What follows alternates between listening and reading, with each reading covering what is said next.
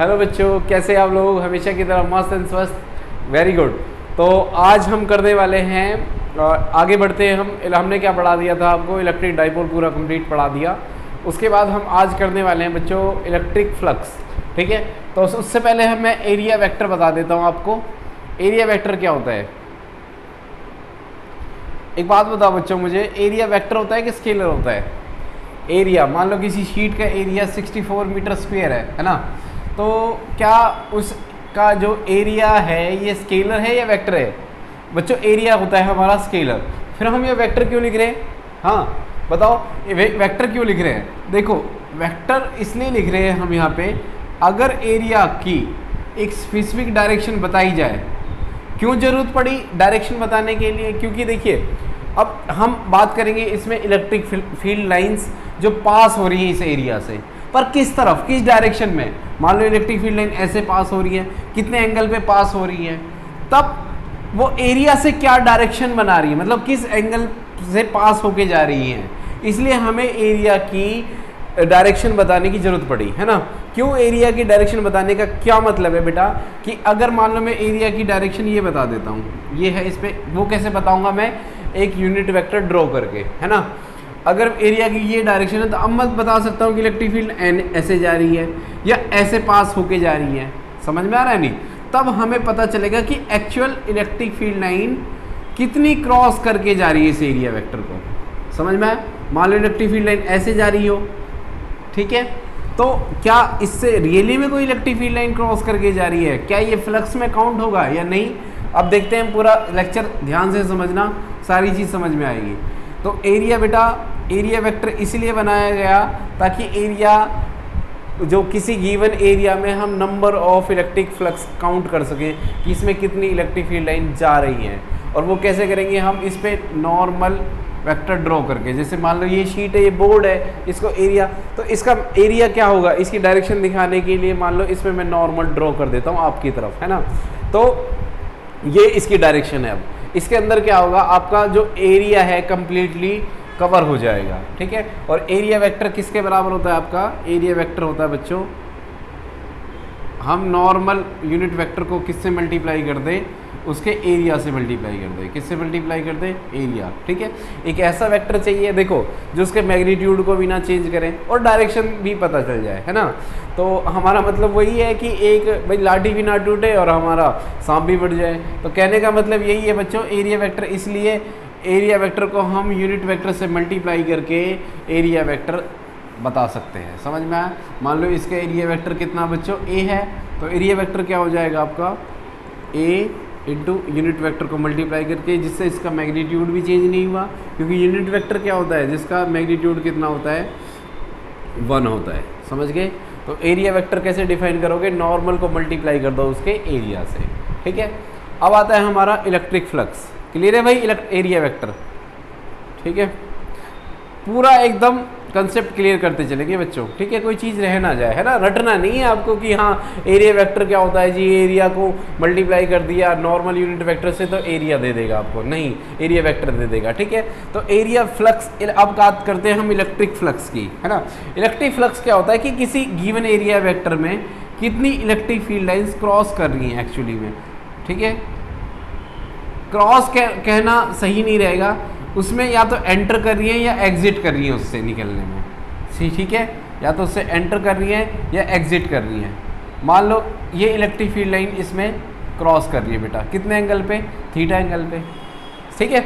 अब एक बात बताओ, इससे इलेक्ट्रिक फील्ड लाइन इस एंगल पे जाएंगी तो कुछ इलेक्ट्रिक फील्ड लाइन कितनी जाएंगी?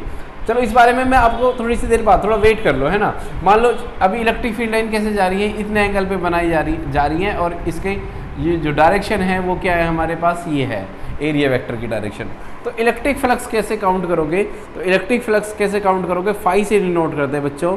वो किसके बराबर होगा? ई डॉट डी एस। मान लो इसका सरफेस एरिया कितना बच्चों? डी एस, ठीक है। तो एरिया वेक्टर क्या हो जाएगा इसका? D S equal to n into D S हो जाएगा, सीधी सी बात है ना। मान लो इसका एरिया, स्मॉल सरफेस सीट है हमारे पास जिसका स्मॉल सरफेस एरिया है, और तो एरिया वेक्टर क्या हो जाएगा उसका? D S into n into D S हो जाएगा। समझ गए? तो फाई इजकल टू क्या हो जाएगा हमारा? ई डॉट डी एस बेटा, है ना। तो क्या होगा? इलेक्ट्रिक फील्ड अब इलेक्ट्रिक फील्ड वेक्टर है हमारे पास, है ना, तो ये क्या हो जाएगा, ई डी एस कॉस कितना आ जाएगा 0 डिग्री। क्यों, इलेक्ट्रिक फील्ड की डायरेक्शन भी कॉस थीटा, हाँ अभी हमें नहीं पता कि 0 डिग्री और स्पेशल केस में आ जाएगा। तो ई डॉट डी एस कितना आ जाएगा बेटा, कॉस थीटा, जिस एंगल पे वो पास हो रही है ना।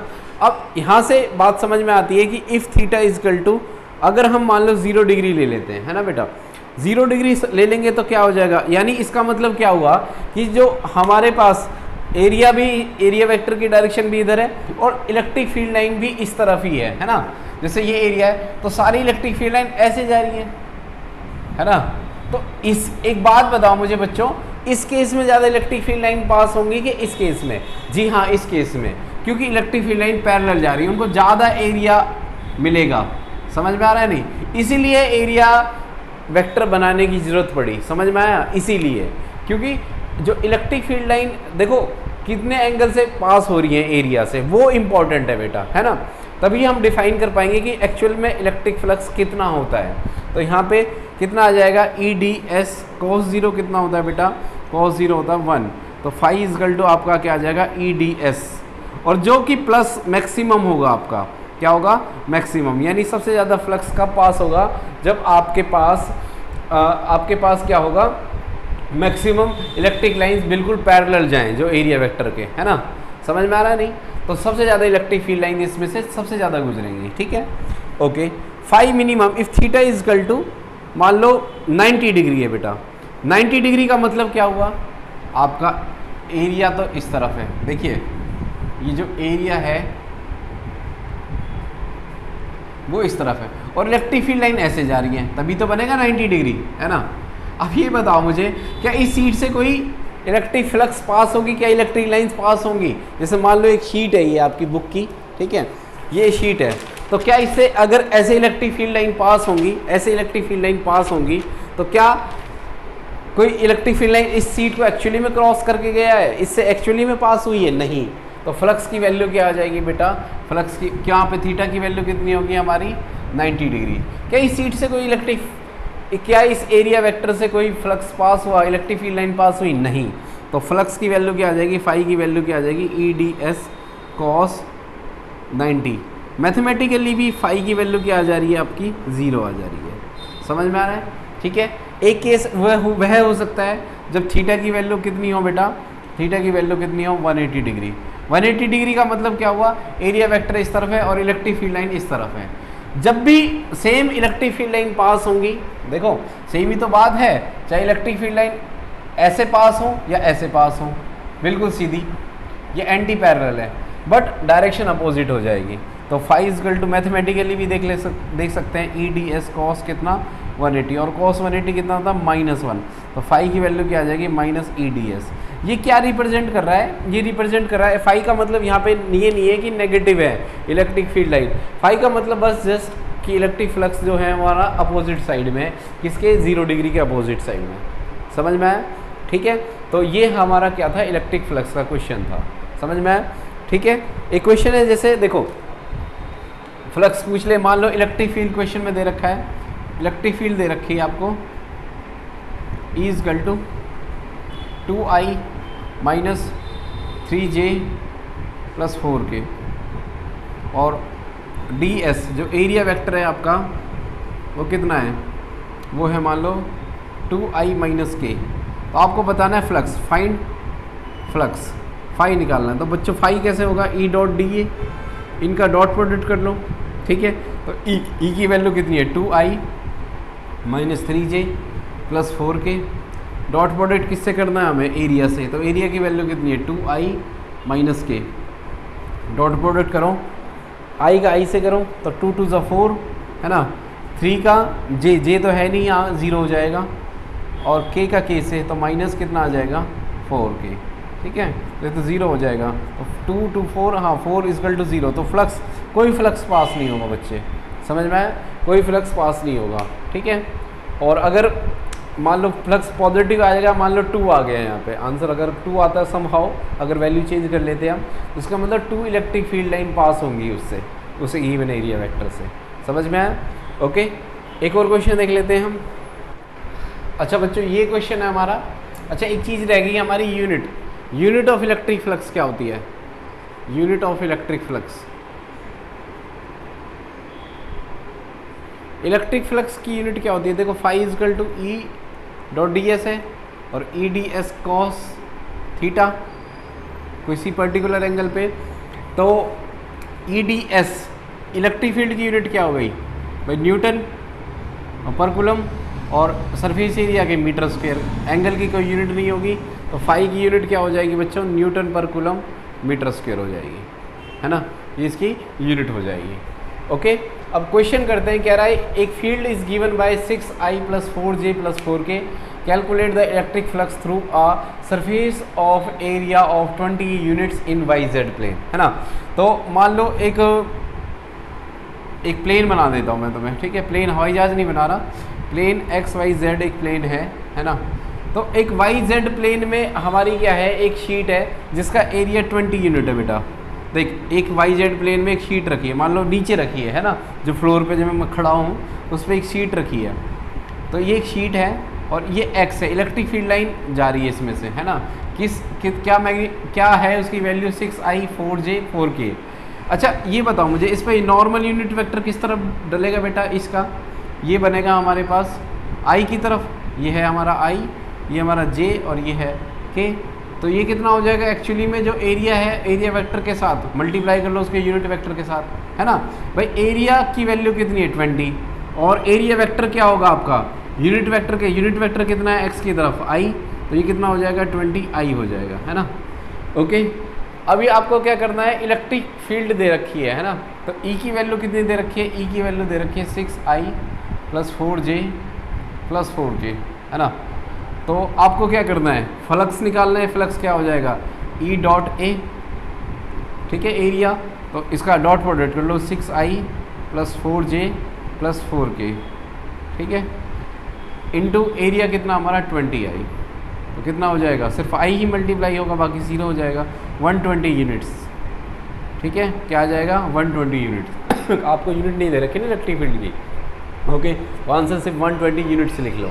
ओके, तो देखिए बेटा, देखो इसमें क्या आपको ना ऐसे ही कोई प्लेन बनाने को देगा, वो इसमें YZ दे दे, क्या पता एग्जाम में आपको XZ प्लेन दे दे, है ना। बस उसके परपेंडिकुलर जो है एक्सिस है ना, उस पर एरिया वेक्टर ड्रॉ कर दो, उसका उस पर नॉर्मल वेक्टर ड्रॉ कर दो, तो क्वेश्चन सॉल्व हो जाएगा, कोई बड़ी बात नहीं है, ठीक है। उम्मीद है आप कर दोगे इस क्वेश्चन को, ठीक है। एक क्वेश्चन और देख लेते हैं इसका, ठीक है। अच्छा अब क्या करते हैं, ठीक है, ओके, तो ठीक है, मुझे लगता है आपको समझ में आ गया होगा वैल्यू, ठीक है बेटा। अच्छा अब करते हैं हम गॉस थ्योरम, है, ठीक है। तो बच्चों अब पढ़ते हैं हम Gauss theorem, one of the important topic है और बहुत सारे क्वेश्चन करने वाले हैं हम, इसकी एप्लीकेशन भी करने वाले हैं गॉस थ्योरम की। तो गॉस थ्योरम क्या कहती है, ठीक है। गॉस थ्योरम ये कहती है कि भाई फाई इजकल टू आप E डॉट डी एस कर रहे हो, है ना, ठीक है। तो कहता है कि अगर मुझे सिर्फ चार्ज पता चल जाए, जिस सरफेस के आप फ्लक्स निकाल रहे हो, जिस सरफेस के, उस सरफेस के अंदर कितना चार्ज है ना, ठीक है। जैसे मान लो इस गोले के अंदर कितनी इलेक्ट्रिक फील्ड लाइन है, अगर आपको ये निकालनी है तो आपको सिर्फ चार्ज पता होना चाहिए इसके अंदर की इस क्लोज सरफेस कितना चार्ज इनक्लोज कर रही है, फ्लक्स अपने आप निकल जाएगा। वो कह रहा है काहे चक्कर में पड़ रहे हो इलेक्ट्रिक फील्ड और DS ये सब करने में, वो कह रहा है कि मैं बताता हूँ, Q/ε0 कर दो। अगर तुम्हें फ्लक्स निकालना है तो क्या कर दो, उस चार्ज को 1/ε0 से मल्टीप्लाई कर दो, है ना, जो जितना चार्ज उस बॉडी के अंदर है ना। वेरीफाई करते हैं भाई इस थ्योरम को, ठीक है। कहते हैं कि गॉस चाचा सही कह रहे हैं या नहीं कह रहे हैं, हम देख लेते हैं भाई इसको, कि वो कह रहा है कि फ्लक्स जो निकालने के लिए formula E dot D S के बजाय अगर आप Q/ε0 कर दो, ठीक है, तो आप सीधा सीधा फ्लक्स निकाल सकते हो। क्या जरूरत है E डॉट डी एस करने की, है ना। तो बट एक बात दी उसने कि ना ये जो है, ये जो Q/ε0 है, ये सिर्फ क्लोज सरफेस के लिए एप्लीकेबल है, और क्लोज सरफेस के लिए क्या करना पड़ेगा, अगर आपको टोटल फ्लक्स निकालना है तो उसका इंटीग्रेशन करना पड़ेगा, है ना। DS मान लो स्मॉल सरफेस एरिया है, तो ये क्या आ जाएगा, ये क्या लगा दिया, ये बता रहा है इंटीग्रेशन का मतलब टोटल फ्लक्स, और ये क्या है, ये क्लोज सरफेस को रिप्रेजेंट कर रहा है ना बच्चा, ठीक है। फिगर से समझ में आ जाएगा। देखिए क्लोज सरफेस का मतलब क्या, मतलब एक तरीके से जिसके शार्प एंड नहीं हो, है ना। जैसे स्फीयर एक क्लोज सरफेस है, शीट क्या एक क्लोज सरफेस है? नहीं बेटा, शीट क्लोज सरफेस नहीं है, ये शार्प एंड्स है इसके, है ना, एंडलेस होनी चाहिए एक तरीके से। ओके, तो ठीक है, तो अब इसको वेरीफाई करते हैं कि Fi equal to q by epsilon naught आता है कि नहीं आता। तो एक चार्ज ले लिया बेटा हमने क्यू, अब चार्ज के एक पॉइंट चार्ज ले लिया, उसके चारों तरफ जो इलेक्ट्रिक फील्ड है वो कैसी रहेगी? देखो हमें पता है वो कैसी सिमेट्री बनाएगी भाई, वो स्फेरिकल सिमेट्री बनाएगी। मान लो एक चार्ज ये है तो उसके चारों तरफ इलेक्ट्रिक फील्ड कैसी होगी? सिमेट्रिकल होगी भाई। और कैसी होगी? वो स्फेरिकल सिमेट्रिकल होगी। तो इसके चारों तरफ इतने एरिया में इसकी भाई इलेक्ट्रिक फील्ड है, जिसका एरिया रेडियस कितना है? r है ना। और उस इलेक्ट्रिक फील्ड की वैल्यू क्या होगी भाई? परपेंडिकुलर होगी, है ना। ऐसे ही तो जाएगी हर जगह से, इस तरफ से। तो मान लो मैंने इतने में, मुझे क्या करनी है, और थोड़ा सा बड़ा ले लो, यहाँ तक ले लो, ठीक है।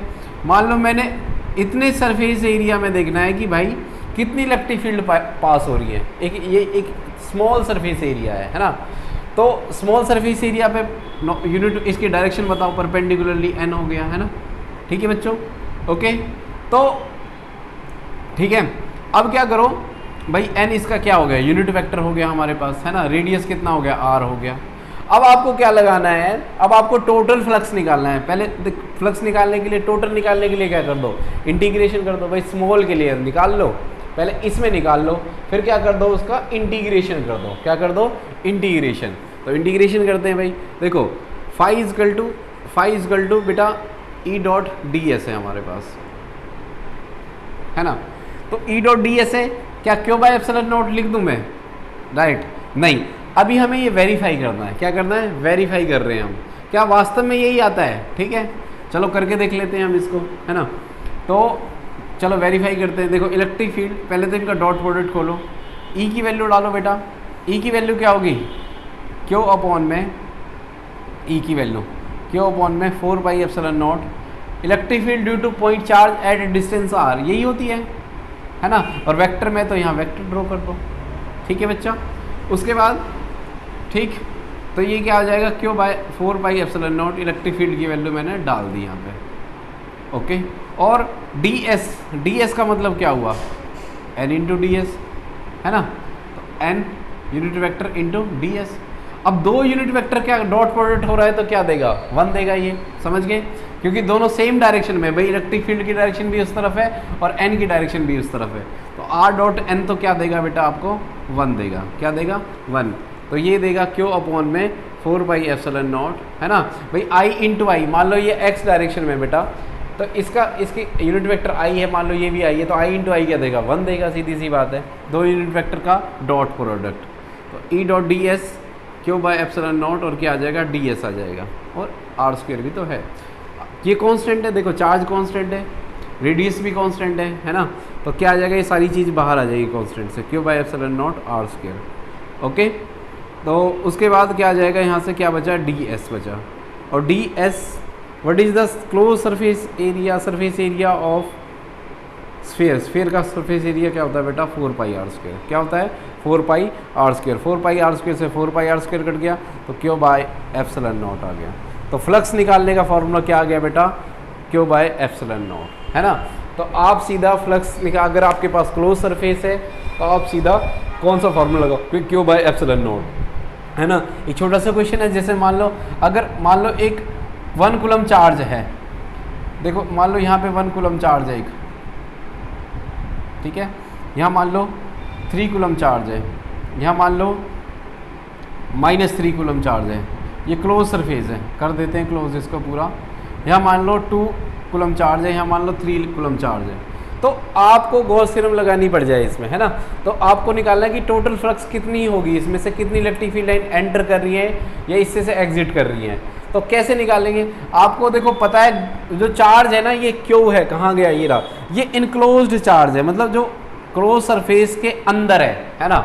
इस क्लोज सरफेस के अंदर है, वही चार्ज लेना है आपको, बाहर वाला चार्ज नहीं लेना है। तो अंदर कितना चार्ज है हमारे पास? +3 कूलम, 1 कूलम। टोटल क्यू कितना हो गया? एल्जेब्रिक सम करते हैं, क्योंकि चार्ज एडिटिव इन नेचर होता है, तो सबको ऐड कर लो बेटा। तो कितना आएगा? 1 कूलम ही आ जाएगा। तो फ्लक्स निकाल लो, फ्लक्स कितना आएगा? 1 कूलम अपॉन में एप्सिलॉन नॉट। एप्सिलॉन नॉट की वैल्यू कितनी है? यूनिट लिखने रहने की जरूरत नहीं है। 8.85 10 टू पावर कितना -12, ऊपर जाएगा ये डिवाइड कर लो, ये आएगा 0.12 सम 1 या 3 कुछ करके आएगा 10 टू पावर कितना 11, यानी 1.3 इंटू 10 टू पावर 11 है ना न्यूटन कूलम माइनस मीटर, ये है इसकी यूनिट है ना। इतनी इलेक्ट्रिक फील्ड लाइन पास हो रही है ना। 1 कूलम वैसे भी बहुत बड़ा चार्ज होता है, तो इसका मतलब इलेक्ट्रिक फील्ड, इतनी इलेक्ट्रिक फील्ड लाइंस इस क्लोज सरफेस से बाहर निकल रही हैं। पॉजिटिव है ना, इलेक्ट्रिक फील्ड लाइन, इतनी इलेक्ट्रिक फील्ड लाइन इसमें से बाहर पास हो रही है, ये है इसका मतलब, है ना बच्चे, समझ में आया? ठीक है। एक और है, एक क्वेश्चन है, जैसे मान लो एक हमारे पास एक ना क्यूब है, बहुत फेमस क्वेश्चन है ये और आता भी है। आपको इसके अंदर इलेक्ट्रिक फ्लक्स निकालना है। मान लो एक चार्ज क्यू यहाँ इनक्लोज्ड है, वो कहेगा कि बताओ इसके एक फेज में कितना इलेक्ट्रिक फ्लक्स होगा, है ना। इस दीवार से कितनी इलेक्ट्रिक फील्ड लाइन जाएंगी इसमें से, ठीक है। देखो बेटा, ये कितने फेसिस हैं एक इस पे क्यूब के, कितने फेसिस होते हैं? 6 फेस होते हैं। फेस मतलब दीवार, है ना। कितनी दीवारें आपके कमरे में? 6 दीवारें भाई, ऊपर नीचे भी है, समझ में। मान लो ये क्लोज्ड है पूरा, तो इसका मतलब क्या हो जाएगा? अब आपको फ्लक्स निकालना है। देख, एक दीवार में जब इसमें टोटल फ्लक्स कितना होगा भाई? यहाँ से भी जाएगा, यहाँ से भी इलेक्ट्रिक फील्ड लाइन इसमें से निकलेंगी, यहाँ से भी, यहाँ से भी, यहाँ हर जगह से। तो टोटल वो कितनी होंगी भाई? टोटल कितनी होंगी? क्यों बाय एप्सिलॉन नॉट होगी, है ना भाई। गॉस थ्योरम के अकॉर्डिंग इसके अंदर क्यों चार्ज इनक्लोज्ड है, तो टोटल फ्लक्स कितना होगा भाई? क्यों बाय एप्सिलॉन नॉट ही होगा हमारा। एक फेज पे कितना होगा? क्यों एक फेज पे भाई? ये तो 6 फेजिस पे भाई, 6 फेजिस पे कितना है हमारा? क्यों बाय एप्सिलॉन नॉट है, तो एक फेज पे कितना होगा? क्यों बाय 6 एप्सिलॉन नॉट, यही तो होगा, है ना। तो एक फेज पे कितनी इलेक्ट्रिक फ्लक्स होगा हमारा? क्यों बाय 6 एप्सिलॉन नॉट। दूसरे फेज पे कितना होगा? आप वैसे भी ऐड करके देख सकते हो। देखो, एक फेज पे क्यों बाय 6 एप्सिलॉन नॉट, दूसरे फेज पे क्यों बाय 6 एप्सिलॉन नॉट, तीसरे फेज पे भी यही, चौथे पे भी यही, पांचवें पे भी यही और छठे पे भी यही, है ना। क्यों बाय एप्सिलॉन नॉट। तो इनको ऐड कर लो बेटा, तो कितना आएगा टोटल? 6 एप्सिलॉन नॉट कॉमन आ गया, एल्सियम क्यू प्लस 6 बार, तो 6 क्यों आ जाएगा अपॉन में 6 एप्सिलॉन नॉट, तो क्यों कट जाएगा, क्यों बाय एप्सिलॉन नॉट ही आएगा। तो कहने का मतलब ये है बच्चे, कहने का मतलब ये है कि एक फेज पे कितना होगा? क्यों बाय एप्सिलॉन नॉट फ्लक्स होगा, है ना। 2 फेज पे मान लो अगर क्वेश्चन आ जाए कि 2 फेसिस पे कितना होगा, मान लो आमने सामने के फेसिस पे उसने पूछ लिया कि बताओ क्यूब के जो अपोजिट फेसिस हैं उनमें कितना फ्लक्स पास होगा, ठीक है। तो उसमें कितना, उस पर क्यू बाय 6 एप्सिलॉन नॉट है। मान लो इसको हम बोल देते हैं राइट और इसको बोल देते हैं लेफ्ट, तो ये राइट में है हमारा और लेफ्ट में कितना है? -q by 6 epsilon naught. Minus क्यों? अपोजिट डायरेक्शन है हमारे पास, है ना। टोटल फ्लक्स कितना हो गया? φr plus φl, opposite direction है हमारे पास। हम फ्लक्स कैसा है? फ्लक्स हमारी एक वेक्टर स्केलर क्वांटिटी है, तो क्या आ जाएगा? q by 6 epsilon naught plus 6 epsilon naught. Total electric field line कुछ इधर से निकलनी है, कुछ इधर से निकलनी है, तो दोनों को क्या कर दो? ऐड कर दो। नेगेटिव साइन आपको सिर्फ ये रिप्रेजेंट कर रहा है कि वो सिर्फ इस तरफ जा रहा है बेटा, है ना। तो Q by 6 epsilon naught, q by epsilon naught कितना आ जाएगा? 2q अपॉन में 6 एप्सिलॉन नॉट, यानी क्यू बाय 3 एप्सिलॉन नॉट आ जाएगा, है ना। समझ में आया क्वेश्चन? क्यूब का क्वेश्चन बहुत ज़्यादा आता है आपका, तो इस क्वेश्चन को जरूर ध्यान से देखें फ्लक्स में, समझ में आया। एक क्वेश्चन और है बेटा, देखो मान लो एक क्लोज सरफेस है ना, उसमें कह रहा है कि 5000 इलेक्ट्रिक फील्ड लाइंस इसमें से एंटर कर रही हैं और इसमें से मान लो 3000 इलेक्ट्रिक फील्ड लाइंस क्या कर रही है? एग्जिट कर रही है ना। 3000 इलेक्ट्रिक फील्ड लाइन एग्जिट कर रही है। आपको निकालना है चार्ज, बताओ इसके अंदर कितना चार्ज इनक्लोज्ड है ना। एंटर कर रही है तो इसका मतलब इसमें कुछ पॉजिटिव चार्ज भी है, कुछ नेगेटिव चार्ज भी है ना। मान लो -2 कूलम चार्ज नेगेटिव, जिसकी वजह से इलेक्ट्रिक फील्ड लाइन अंदर आ रही है, प्लस मान लो +1 कूलम चार्ज इधर है जो क्या कर रही है, जिसकी वजह से इलेक्ट्रिक फील्ड लाइन क्या हो रही है? बाहर जा रही है, ठीक है। तो आपको बताना एक्चुअली में है कितना चार्ज इसके अंदर, ये तो मैंने वैसे ही लिख लिया। एक्चुअली में क्यों कितना है, क्यों निकालना है इसके अंदर। देखो सबसे पहले तो टोटल फ्लक्स, नेट फ्लक्स कितना है? देखो 5000 अंदर आ रही है और 3000 बाहर निकल रही है, तो नेट फ्लक्स कितना हुआ बेटा? आपको नेट देखना है कि कितनी अंदर आ रही है और कितनी बाहर जा रही है। तो नेट फ्लक्स कितना हो गया आपका? 2000 फ्लक्स भाई, 2000 इलेक्ट्रिक फील्ड लाइन। 5000 तो एंटर हो रही है और कितनी 3000 हमारी क्या हो रही है, बाहर जा रही है। तो इसका मतलब कितना हो जाएगा, 2000 इलेक्ट्रिक फील्ड लाइंस क्या हो रही हैं, इसमें अंदर जा रही है ना। और माइनस में लिखो, क्योंकि इसका मतलब ज़रूर यहाँ पे कौन सा चार्ज है, हमारा नेगेटिव चार्ज है। तो इसको ऐसे लिखना ज़रूरी है। मतलब देखो साइन कन्वेंशन है, वो आप अपनी तरफ देख लो, है ना, अपनी तरह से देख लो। क्योंकि हम नेगेटिव चार्ज में, भाई नेगेटिव चार्ज में इलेक्ट्रिक फील्ड एंटर हो रही है, तो हम इसको पॉजिटिव कर लेते हैं, इसको नेगेटिव, क्योंकि ये अंदर जा रही है ना, तो ये इसका मतलब ज़रूर नेगेटिव चार्ज होगा इसके अंदर, तो -200 कूलम आएगा। अब फाई इक्वल टू क्या होता है बेटा, क्यू बाय एप्सिलॉन नॉट होता है, और क्यों चाहिए हमें, तो क्या हो जाएगा फाई इंटू एप्सिलॉन नॉट, है ना। फ्लक्स कितना आपका -200 कूलम, 200, और इलेक्ट्रिक फील्ड लाइंस 8.85 इंटू 10⁻⁻12। आप इसको मल्टीप्लाई कर लो, चार्ज कितना आएगा हमारा, नेगेटिव आएगा, है ना। समझे, वो साइन कन्वेंशन है बस, और कुछ नहीं है। वो ये बता रहा है कि बस नेगेटिव, इसलिए मैंने लिखा, आप कंफ्यूज मत हो जाना कि अंदर आ रही है, उसको हमने क्या मान लिया, नेगेटिव, क्योंकि हम ये अज्यूम कर रहे हैं कि जो अंदर चार्ज है वो नेगेटिव चार्ज है, और है ना, वो ज़्यादा है भाई, तभी तो ज़्यादा इलेक्ट्रिक फील्ड लाइन एंटर कर रही है, और जिसमें से इलेक्ट्रिक फील्ड जा रही है वो कम है, तभी तो कम इलेक्ट्रिक फील्ड लाइन बाहर निकल रही है ना। तो नेट फ्लक्स कितना हुआ, नेट फ्लक्स कितना हुआ, देखो 5000 अंदर जा रही हैं और 3000 बाहर जा रही है, इसका मतलब नेट कितना हुआ हमारा, 2000 फ्लक्स हुआ हमारा। समझ में आया। तो ये फ्लक्स के कुछ बहुत ही बेसिक क्वेश्चन थे और इम्पॉर्टेंट क्वेश्चन थे, है कुछ नहीं पर बहुत कुछ कंसेप्ट क्लियर हुआ होगा आपका, समझ में आया। आगे हम गॉस थ्योरम की एप्लीकेशन करेंगे नेक्स्ट लेक्चर में। तो इस लेक्चर को अगर समझ में नहीं आया बेटा, दोबारा देख लीजिए, और मुझे उम्मीद है वैसे तो समझ में आ गया होगा। अगर कोई फिर भी अगर कोई कमेंट करके बताओ आप फीडबैक कि आपको समझ में आया नहीं आया, या कोई दूसरा टॉपिक आपको समझना है, तो उसके बारे में भी आप कमेंट सेक्शन में लिख सकते हैं। और अपना प्यार अपने चैनल के साथ बनाए रखें बेटा, और चैनल को लाइक और सब्सक्राइब करना बिल्कुल ना भूलें। Thank you.